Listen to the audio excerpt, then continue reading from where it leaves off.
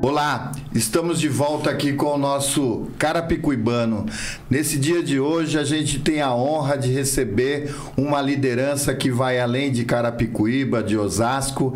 Ele que representou a nossa região, foi por 2 vezes ao segundo turno como candidato ao governo do estado de São Paulo e tem uma história de dedicação aqui à nossa região, um dos políticos mais experientes aqui da nossa região. Nós estamos falando dele, que está na ativa e continua forte, né? Com certeza vai ser uma peça fundamental no jogo político da cidade de Osasco. Nós estamos falando dele, Francisco Rossi.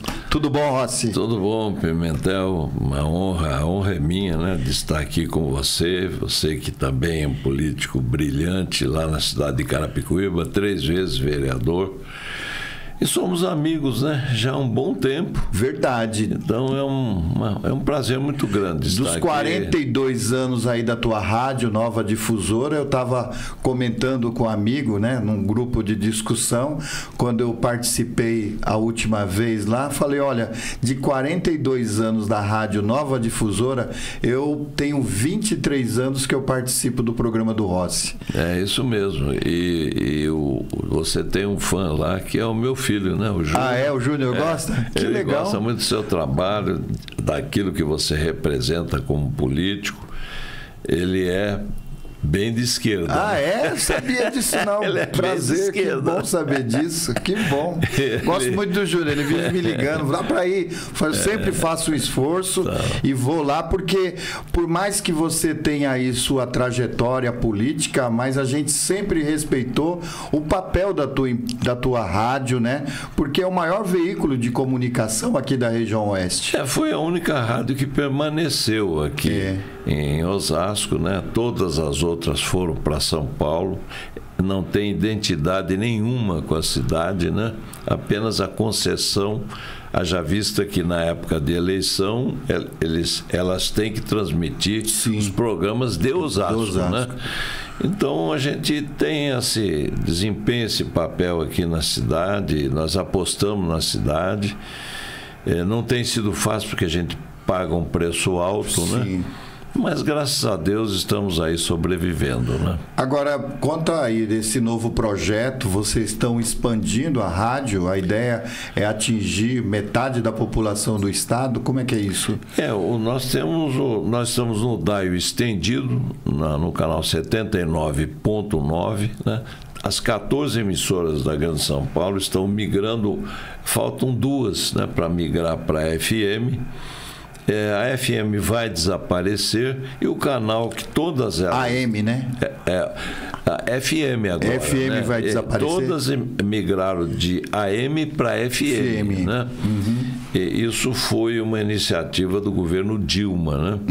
Eu estive lá no dia que ela anunciou isso, uma medida provisória que permitiu essa novidade, né, nesse segmento de rádio aqui no Brasil.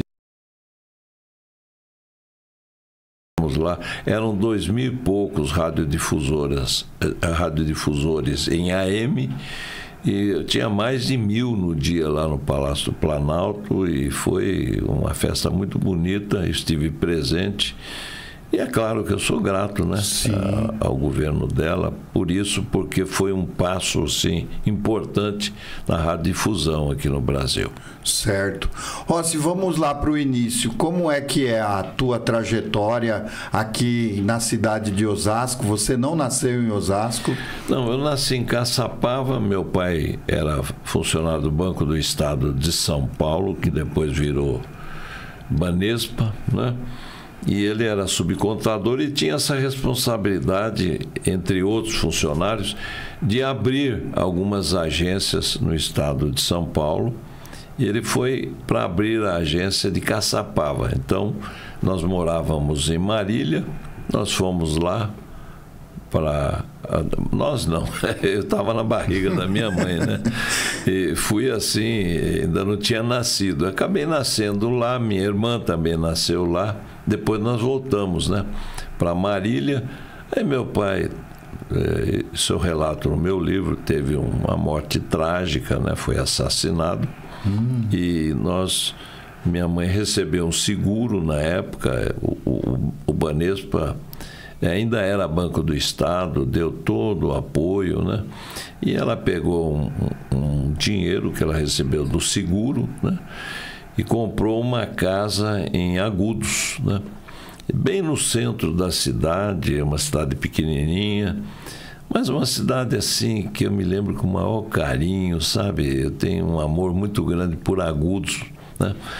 Porque eu passei minha infância lá e ela se empolgou porque ela achou muito barato o preço da casa, bem no centro, né? Mas só na primeira chuva a gente viu porque estava barato, né? Nossa Senhora! Inundou tudo. Gente. Então toda vez que chovia mais forte era aquele drama, dilúvio, né? Um dilúvio, enchia a casa.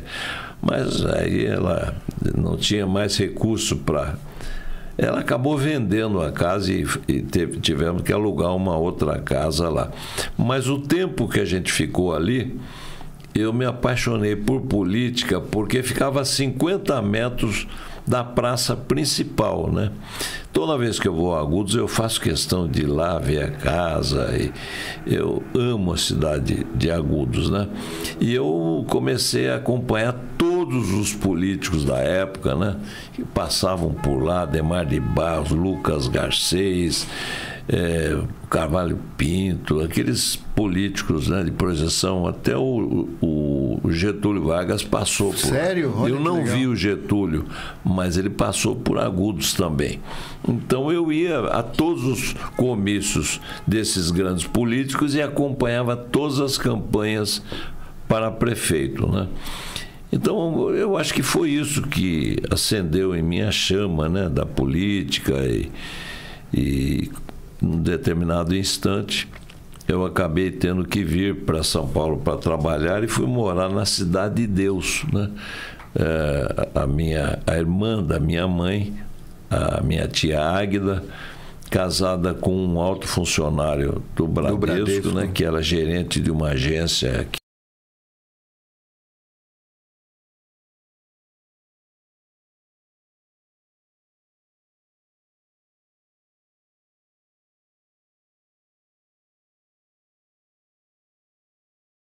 Foi o meu primeiro emprego, né? No Bradesco. No Bradesco, aos 14 anos, com carteira assinada. Como bons...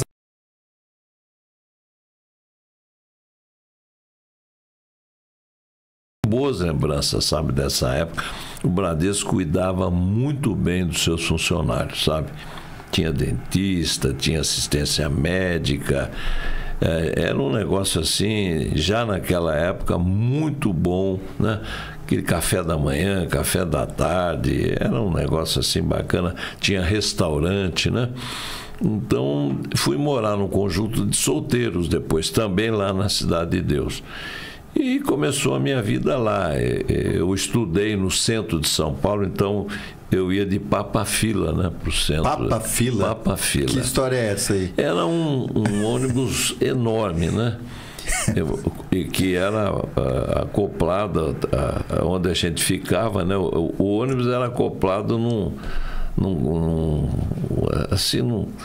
caminhão mesmo, caminhão. Né? Um caminhão, tipo de um caminhão.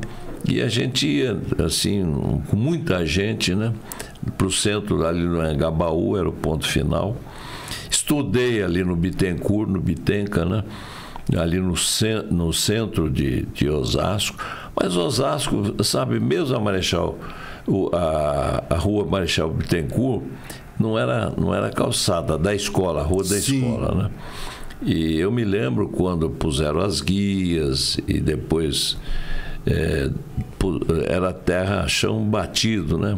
Depois acabaram asfaltando.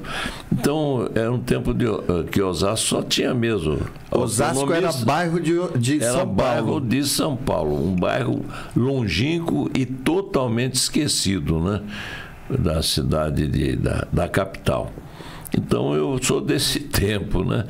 E foi eu me lembro com muito carinho daquela época, né? Dos professores, né? Lá do Bittencourt, depois foi Cenearte, né? Era Gearte, depois acabou sendo Cenearte. Eu estudei no Gearte, que era o ginásio estadual, né? Sim. Antônio Raposo Tavares. Depois, quando foi lá para baixo, ali perto do mercado municipal, sim, aí foi Cenearte, né? Cenearte. Então eu vivi toda essa época do movimento estudantil, que era muito forte. Você participou do movimento estudantil? Eu participei. Então tua veia política começa a ser colocada em prática? Eu comecei, na verdade, na escola Frederico Ozanam, no centro lá de São Paulo. E é outra coisa também que marcou muito na minha vida, porque era na Praça Franklin Roosevelt, onde aconteciam os grandes comícios em São Paulo, né? Para a presidência da República, governador, prefeito. E eu também não perdia um comício. Do lado da Consolação ali, da Igreja da Consolação. E a escola ficava ali na praça, né?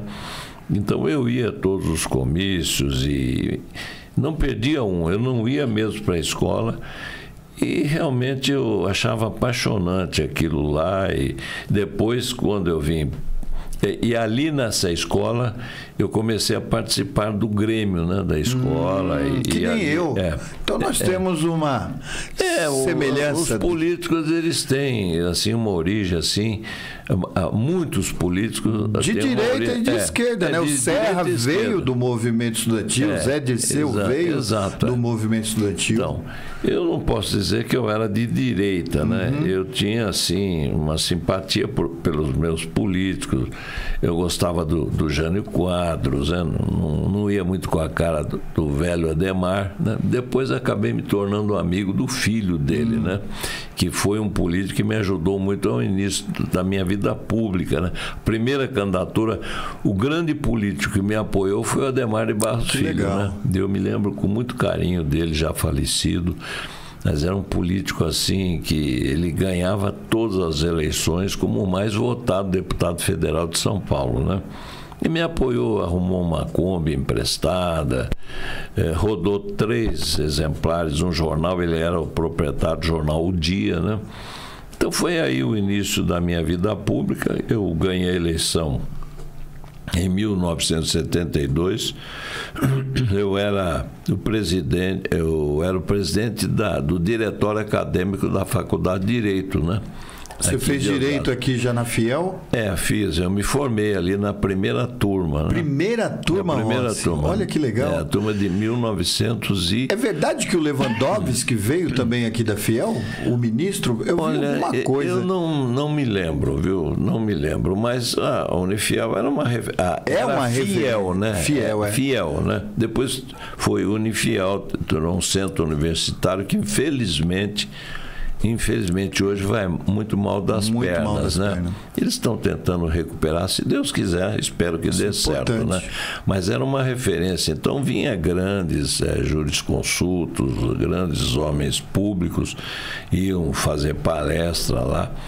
E eu, como presidente do diretório, eu me aproximei do Laudo Natel, né? Que também não tinha essa coisa de direita, esquerda, ele era um sujeito íntegro, né?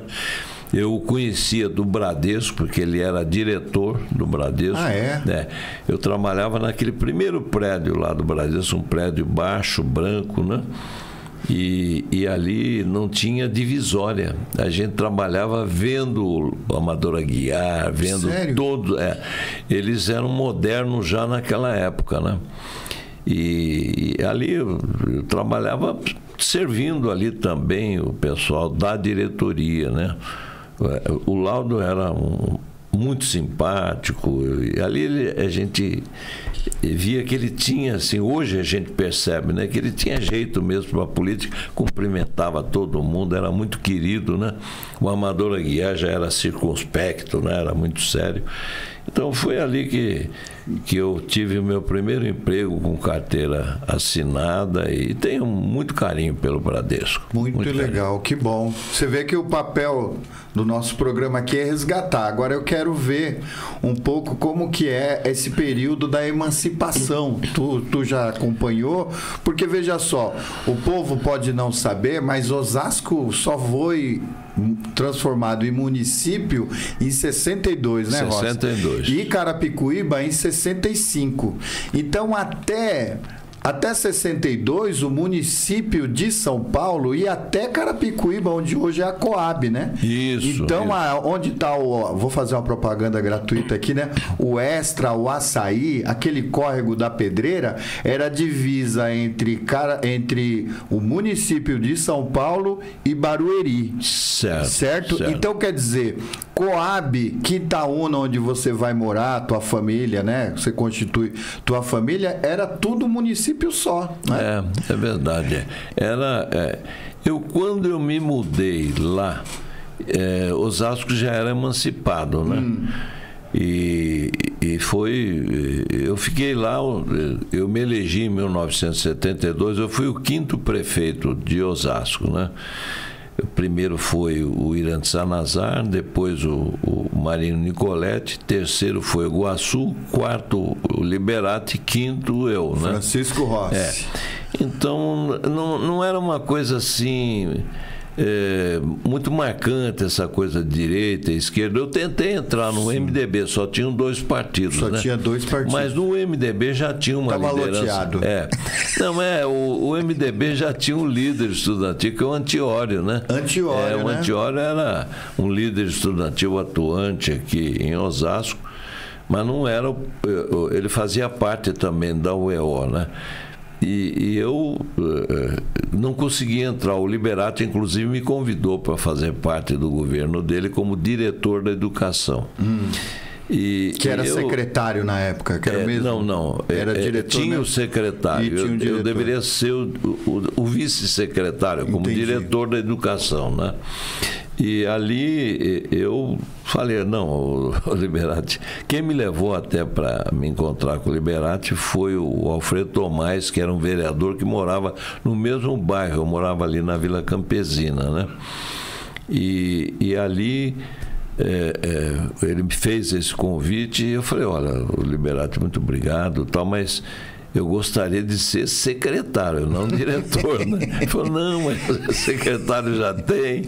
E eu estava afim de me filiar ao MDB, né? Aí eu era pretensioso mesmo. Né? Para chegar onde você chegou, tem que ser pretensioso. Eu era muito pretensioso, né? E aí ele não me deu a secretaria, eu vi, e depois também falou muito bem do Antiório, que era um líder estudantil. Eu falei, mas eu também sou, né? Não vou ter lugar aqui, né? Aí eu procurei a Arena, era o Primo Broseguini, presidente da Arena, e fui acolhido, né? Eles me deram lá os livros de filiação, eu filiei muita gente, houve uma convenção, né? 3 chapas, e a minha ganhou, foi a mais votada, né? E quando eu ganhei, aí, como eu era líder estudantil, aquele pessoal mais conservador da Arena começou a dizer que eu era de esquerda, que eu era subversivo. Do lado de lá tu era comunista, pro lado de cá você era neoliberal. Foi uma coisa interessante. E eu tive que lutar muito para... foi uma coisa assim incrível, né? Porque aí eu tinha um amigo que já era governador. Sim. Eu soube que tinha uma festa, eles iam intervir no diretório para que eu não fosse candidato, que o Enio Gruppi, que era o diretor regional da educação, né? Era um homem muito inteligente, falecido há pouco tempo. E ele, na verdade, ele queria ser candidato, né? Mas quem tinha ganho a eleição na convenção tinha sido eu, né? Então, eu falei, eu tenho que impedir essa intervenção. Estava prontinha a intervenção. O Giulianelli, que era o presidente estadual, estava esposando essa ideia, né? Aí eu soube de uma festa que o Laudo Natel estava, eu furei, sabe? Colou Entrei no de homem. penetra, né? Na festa, consegui chegar ao governador.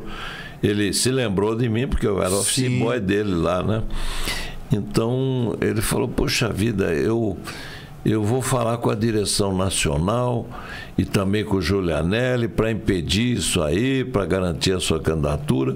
E no dia seguinte, por incrível que pareça, eu recebi um telefonema do presidente nacional da Arena, que era esse sim, era um homem assim, de direita. Me foge o nome dele agora. E ele falou, olha, em Osasco eu já dei ordem aí para não haver intervenção, o Laudo conversou comigo, você pode ficar tranquilo, vai fazendo a sua campanha para prefeito, que ninguém vai tirar a legenda sua. Foi assim que aconteceu. Deixa eu contar aqui, Rossi, para o povo entender melhor. Na década de 70, nós temos uma legislação só de 2 partidos. Isso, Arena e MDB. Porém, os partidos podiam lançar várias chapas. Podiam lançar até 3. 3 chapas. Até 3. Então, a Arena aqui de Osasco, em 72, lançou só a tua chapa? Não. Teve mais? Lançou a minha candidatura, lançou a candidatura do Marino Nicoletti, que tinha sido o 2º prefeito, e a candidatura do Achoto Sanazar, que sempre era o vereador mais votado, né? Sim. E no MDB lançaram o Guaçu, o Antiório, que era o líder estudantil, né, do MDB, e lançaram o Alfredo Tomás, que tinha também sido também presidente da Câmara, né? E o Guaçu atraía todos os votos, né? Todos os votos. Então ele foi muito bem votado, ele teve uns 10 mil votos a mais do que eu, né? Sim. Mas o Antiório teve 5 mil votos, o Alfredo Tomás acho que 4 mil, uma coisa assim, eu não me lembro bem, aí, mas foi nessa tudo, faixa. a Arena teve mais votação. A Arena teve 10 mil votos a mais, né, do que o MDB, e o mais votado fui eu. Você. E eu já trabalhava com pesquisa, né, naquela época. Então, 15 dias antes, eu sabia que eu estava já no 2º turno, eu já sabia que eu ia ganhar a eleição e comecei a botar a banca mesmo. Olha, eu já sou o prefeito e tal.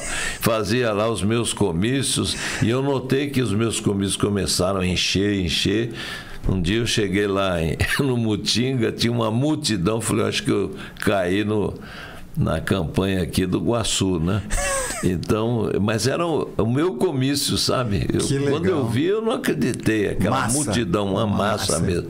E aí acabei ganhando mesmo a eleição e fui então, quer dizer, há 51 anos atrás, você conquista o primeiro mandato aqui na cidade de Osasco como prefeito. Isso. Nossa, muito jovem.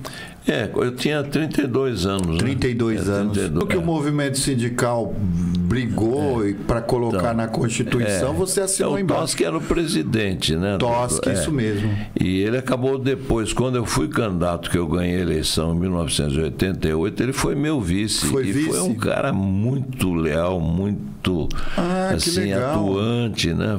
Um querido amigo que há anos que eu não vejo, mas eu sei que ele está bem, de saúde, está firme e forte. Então, em 88, você retoma a prefeitura de Osasco para o seu 2º mandato. Isso, E aquilo que nós fizemos de 89 a 92, eu explorei mesmo os canais de televisão, assim, eu era convidado para participar, eu ia a todos, né? E eu gravei uma música muito conhecida, Segura na Mão de Deus, pela RCA Victor, né? Então eu ia... Foi você que colocou essa música no ar? Ou tinha já outra não grava? É de minha autoria. Muita gente pensa que mas não é, não. É uma música americana, a letra... Foi traduzida? Até hoje, né? Ninguém sabe exatamente quem foi o autor da letra. Eu, pela inspiração, pela letra, eu acho que foi uma inspiração de Deus. Quem fez, eu não sei, sabe? Mas foi um sucesso até hoje. Sucesso até hoje. Lembra as igrejas católicas, evangélicas cantam essa música. E eu ganhei um disco de ouro, aquela coisa toda. Eu vi lá no teu escritório. É uma coisa que eu... É um compacto, né? Porque era foi só uma compacto simples. Então, vendia muito, porque equivale... Na época equivale, acho que a uns R$2 hoje, era muito fácil de adquirir, né? E vendeu muito no Brasil todo. Eu acabei ganhando esse disco de ouro. E, sabe, são coisas assim... A vida proporciona. Na época a gente dava muito valor, mas hoje tudo passa, né? A gente vê que é tudo muito passageiro, a vida é curta. E fui, né, constituinte, nota 10 do DIAP. E hoje, eu me lembro que eu tive um problema de saúde lá, eu tive um derrame na retina, que eu estava muito estressado e um dia escureceu a minha vista, direita ou esquerda, eu nem me lembro, sabe? E aí eu fui verificar por quê, né? Quase que eu não enxergava com a vista, foi um derrame de sangue mesmo, né? No globo ocular. Aí o médico falou, olha, você vai para São Paulo, porque aqui você corre o risco de perder a visão, né? E eu, sabe, estava tão ali envolvido com... Eu me tornei também um dos relatores, né, da Assembleia Nacional Constituinte. Eu relatei sistema eleitoral... Olha que legal. Partidos políticos. E depois o João Paulo também vem a ser relator dessa nova lei eleitoral que está até exato, hoje. Então Osasco manda na eleição do Brasil desde 80, é isso? Pois é, e ali realmente foi um momento importante na minha vida, mas para ser franco, é tudo tão passageiro. Às vezes eu vou a algum evento de trabalhadores e o pessoal vem, olha, muito obrigado por isso que você fez, eu que fiz, você acaba esquecendo, né, o que você fez ou deixou de fazer.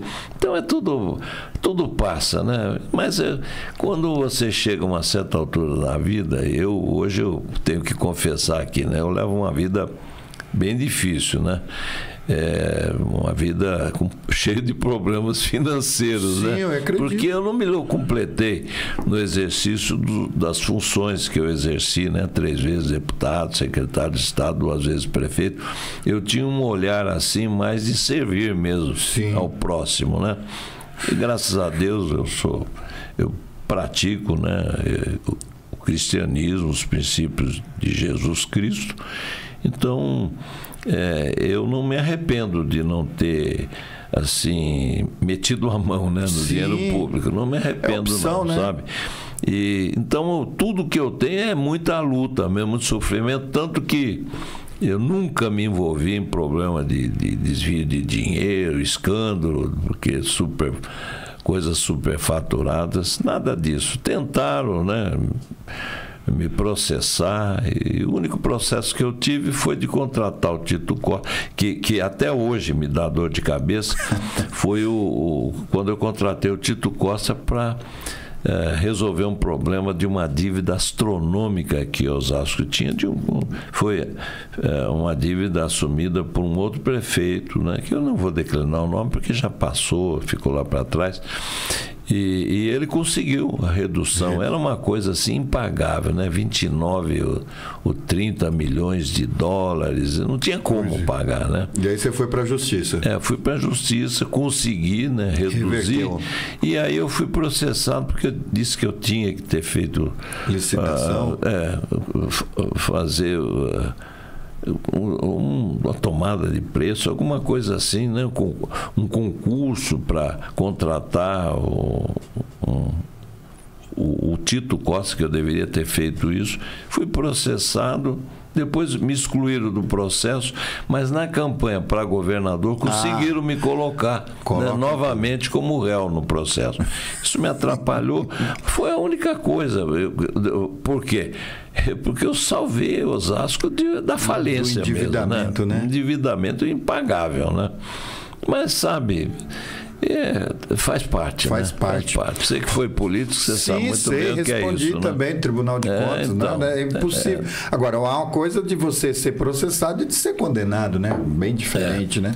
Agora, Rossi, conta para nós aqui, para a gente entender melhor. Você teve um segundo momento também, uma importância muito séria no processo eleitoral de Carapicuíba. Você ajuda a campanha do Fuad, que estava no mesmo partido que você, em 88. Você se elege segunda vez prefeito aqui e você colocou já o Fuad como segundo colocado à prefeitura de Carapicuíba em 88. Sim. Como é que se deu isso aí? Eu sempre admirei o Fuad porque sempre foi um sujeito visionário, né? Ele enxergava muito na frente. Sim. Mas era uma pessoa assim que também não tinha preocupação com dinheiro, né? De meter a mão, aquelas coisas. Eu tinha uma ótima impressão dele, Ele também morreu numa situação sem grandes fortunas, tem até dificuldades a família ele faleceu com muita dificuldade financeira, né? Então, essa eleição ele foi o segundo colocado, mas eu não tive assim uma participação na campanha ali dele, né? Mas eu tinha uma admiração, uma proximidade. Mas na outra eleição eu estava apoiando o Celso Gílio, né? Na minha sucessão, e ele foi candidato novamente. E aí eu falei, poxa, eu tenho que ajudar o Fuad, né? Eu acreditava muito nele, né? E dei um apoio enorme para ele, sabe? Foi decisivo. Eu estava bem. Eu tinha um escritório de advocacia que era muito concorrido em Osasco. Então eu fiz a minha emancipação financeira como advogado, né? Sim. E na prefeitura eu já tinha rádio também, né? Sim. E a rádio, todo mundo queria fazer propaganda na rádio do Rossi, né? Que era prefeito e tal. Então a rádio também estava muito bem. E a gente contratava os artistas para fazer aqueles shows, aquela coisa. E quando eles terminavam os comícios, né? Em Osasco? O show, tinha aquele showmício, né? Showmício. Os artistas que participavam do showmício, eles saíam do meu comício e ia para Carapicuíba, né? E arrastava multidões, aqueles artistas famosos, né? E foi assim, os meus comícios que eu fazia, showmícios em Osasco, o Fuad fazia lá. Lá em Carapicuíba. E eu também tinha o contato muito bom com o Freixo Salazar. A gente rodava muitos jornais também por Fuad. E ele ganhou a eleição muito bem, né? Não foi uma vitória tão acachapante, porque eu tive aqui entrevistando também uma figura, tanto quanto você, histórica para Carapicuíba, que foi o Luiz Carlos Neves. E ele colocou, forte, muito forte, ele colocou que aquela eleição, a diferença foi de 2.000 votos. Eu não fui conferir. Foi 2.000, né? Foi 2.000 votos, mas eu acho que ele tem uma memória muito boa.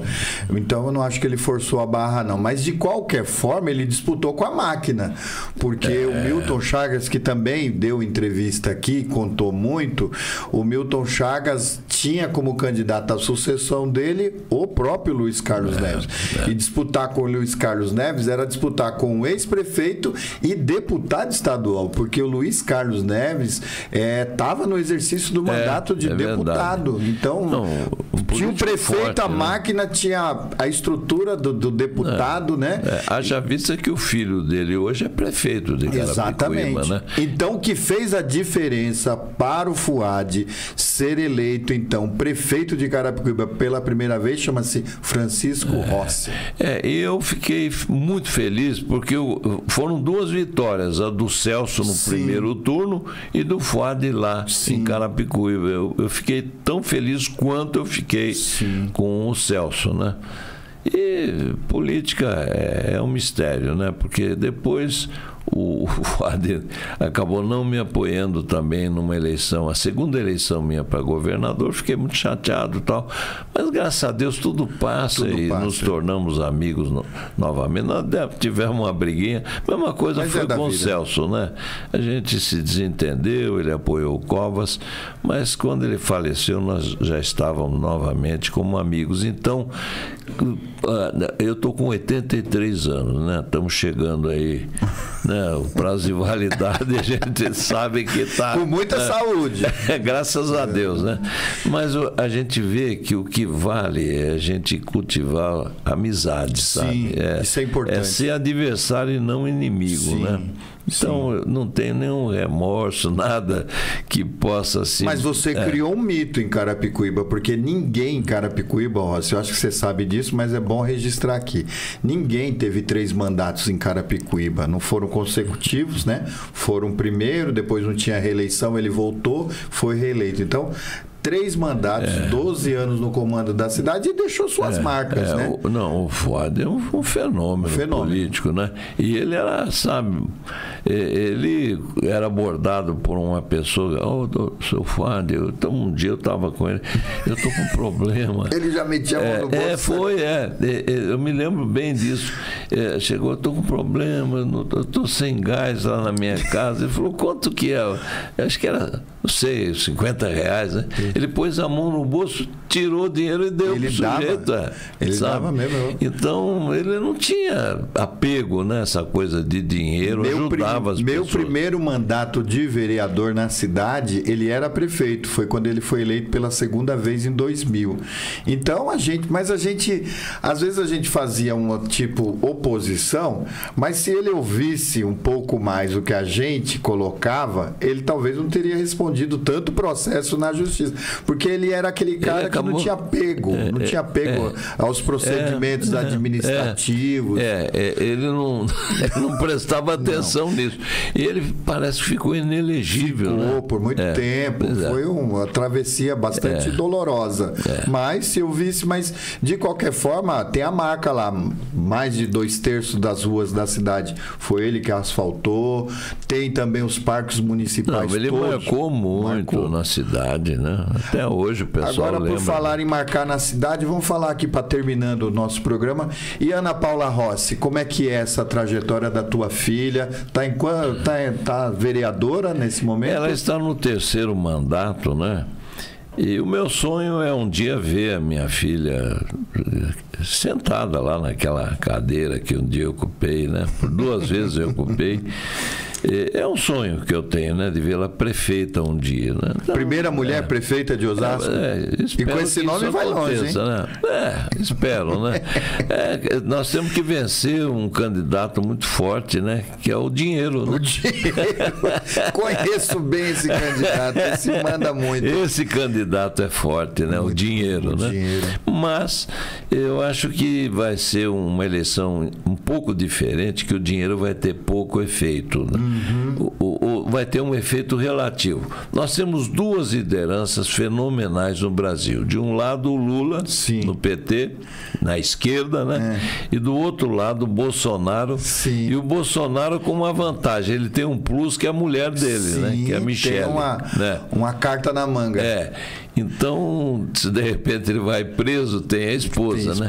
E se vierem os dois, né? Então, a minha filha é presidente do PL já há 10 anos, né? Eu estou no PL já há muitos antes da chegada do Bolsonaro, né? Então, bem antes, né?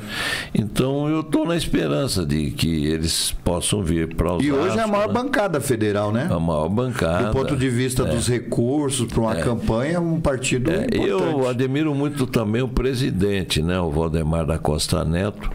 Ele é um sujeito assim de uma postura dentro da política, coisa rara, é um sujeito de palavra, prestigia os companheiros, né? Assumiu toda a culpa, não entregou ninguém naquele negócio do mensalão. É um homem muito rico, né? De repente o partido, né? Ele acabou recebendo lá um dinheiro, distribuiu, ele não precisava desse dinheiro. E quando veio a Lava Jato, ele apareceu o negócio, né? Como apareceu com outros políticos. E ele falou, olha, aconteceu mesmo, e eu distribuí esse dinheiro, mas para quem o senhor distribuiu? Eu falei, não, isso é problema meu não entregou ninguém, né? Isso é bom. Então, um sujeito milionário, o pai tinha sido prefeito 3 ou 4 vezes lá em Mogi. O apelido dele lá é Boy. Boy. Então. Falando em apelido, eu lembro de o Lula no comício aqui em Osasco, eu nunca vi chamar você de Chico, né? E o Lula sempre chama você, e o Chico Rossi, você gosta desse... Eu gosto do Chico. Você tem relação com o Lula? Como é que é isso? Não, Rossi? eu fui colega dele na Constituinte, né? Ele é um cara bacana, assim, bom de conversa, e ele é humilde mesmo, né? É apenas essa polarização deixou todo mundo, né, assim, impactado, né? Muito confronto dentro das famílias, isso foi muito ruim, né? Esquerda, direita, né? Essa polarização que houve na eleição foi um negócio muito ruim, né? Nunca houve, né? Mas o Lula é um cara bacana, eu gosto dele, mas não gosto do governo dele, sabe? Gosto dele, mas não gosto do governo dele, né? Então... E a relação aqui, Rossi, para a gente ir terminando, e a relação com um grupo político que também teve aqui 3 mandatos, né? O Emídio foi por 2 vezes prefeito, fez o Lapas. Vocês chegaram a apoiar a primeira eleição do Emídio aqui para governar a cidade. Ele só então, ganhou porque nós apoiamos, Sim. E o Lapas depois veio, acabou saindo do PT, entrou no PDT, assim. Eu aconselhava o Lapas, sai do PT, porque não, eu não vou ficar, porque eu me elegi e tal. E de repente ele saiu mesmo, entrou no PDT. Quer dizer, trocou 6 por meia dúzia, quer dizer, ficou na esquerda mesmo. Sim. Mas ele cometeu alguns erros políticos e acabou perdendo para o Rogério, que nós apoiamos, né? O Rogério Lins. E é isso. Hoje foi reeleito também com o nosso apoio. Não correspondeu àquilo que a gente esperava dele em termos de prestigiar. Ele não prestigiou a minha esposa, pouco prestigia a minha filha, que é líder dele na Câmara, mas ela tem dificuldade de conversar com ele, né? Um líder que tem dificuldade de conversar com ela, liderada, tem dificuldade de conversar com o líder dele, né? Então, que é ele. Na verdade, esse negócio de muita presença da mulher na política, às vezes é mais para campanha eleitoral, porque compartilhar, eu tenho lá em Carapicuíba, eu tenho uma vice-prefeita também, foi vereadora comigo por 2 mandatos, minha amiga, a Gilmara, mas eu não vejo um protagonismo, espaço para ocupar. Não, né? A grande verdade é que o pessoal tem medo, né? Tem medo. Esse nome Rossi assusta. Não, as mulheres, né, assustam, porque hoje as mulheres estão ocupando um espaço fantástico, né, na política. E a Ana Paula é uma candidata assim, preparadíssima, íntegra, uma mulher íntegra, uma pessoa assim, não é por ser minha filha, é maravilhosa, sabe? Que veste a camisa das pessoas humildes, faz um trabalho em defesa da mulher, em defesa da criança, sabe? Ela é a procuradora da mulher há anos lá na Câmara Municipal, fez aquele movimento Todos contra a Pedofilia, né? Um movimento dificílimo, né? E fazendo palestras em universidade. É uma mulher muito preparada. E eu acho que só falta mesmo ganhar a eleição para assumir a prefeitura. E as pesquisas mostram ela também aí na disputa de igual para igual. Segundo lugar. Segundo lugar. Um pouco distante do primeiro lugar, que é o candidato do prefeito, ainda no recall da campanha para deputado estadual, né? Mas ela aparece muito bem. Depois vem um empate técnico, ligeiramente na frente do Emídio, que não está fazendo movimento nenhum, e nem ela, né? E o candidato do prefeito, eles não pararam, eles estão em plena campanha, né? A mil por hora. Então aparece lá com 26%, que eu acho que, né, eles vão ter que se rebolar mesmo, se quiser ganhar a eleição, e eu acho que vai ser muito difícil, né? Rossi, nosso papo aqui está muito bom, daria para a gente continuar falando muito ainda, temos, né? Ser uma história viva, não só de Osasco, de Carapicuíba e da nossa região e do estado de São Paulo, né? Porque a gente sabe do teu papel como protagonista aí. Mas eu queria te agradecer, né? Queria te deixar a palavra aí para você fazer as suas considerações finais, porque hoje é um momento de muita alegria para o nosso programa Carapicuíbano de ter uma figura ilustre como você aqui. Eu estou feliz, eu tenho assim muito apreço por você, admiro muito o seu histórico político, também é uma pessoa íntegra, uma pessoa que não tem nada que deponha. Você faz falta, sabe, assim, lá na Câmara, e acho até que você tem potencial para pensar em voos maiores, né? Não Obrigado. sei se você tem alguma pretensão. Só preciso quem banque, né? Tem aquele negócio do dinheiro, sabe como é que é? Coragem a gente tem, né? Infelizmente mudou muito, né, Pimentel? Antes o pessoal apoiava acreditando nas ideias, você não tinha que pagar cabo eleitoral. Hoje, né? A pessoa, não quero nada, só quero que você me pague a gasolina. Né? Só. E aí a gasolina é de um custo violento, né? Então são essas coisas que dificultam a vida daqueles políticos que não se completaram no exercício do poder, que é o seu caso, né? O nosso caso. Então, eu agradeço muito essa oportunidade, eu tenho um carinho, um amor muito grande por Carapicuíba, sou muito grato a Carapicuíba, sou cristão, que Deus abençoe a vida de cada um, eu tenho Jesus como meu único Senhor e Salvador. Eu vivi essa experiência há 30 anos atrás, isso mudou muito a minha vida, a visão acerca de todas as coisas, né? Então, a minha vida hoje, ela é um pouco um pé na política, mas a maior parte do meu corpo está no movimento cristão. Eu sou preletor de uma associação cristã que está no mundo todo, então viajo muito pelo mundo, né? E pelo Brasil, né? Dando testemunhos em jantares da ADONEP, Associação de Homens de Negócios do Evangelho Pleno. Enquanto Deus me der saúde e disposição, espero estar fazendo isso até o final da minha vida. E política, virei cabo eleitoral da minha filha, né? Que maravilha, né? Rossi, eu sei que eu tirei você lá, você vai correndo pro programa, que já deve estar entrando no ar. E eu quero te agradecer aqui, em nome do nosso programa, pela essa tua participação especial, tá bom? Obrigado. Muito obrigado, querido. Deus abençoe. Viu? Amém. Valeu. Tchau.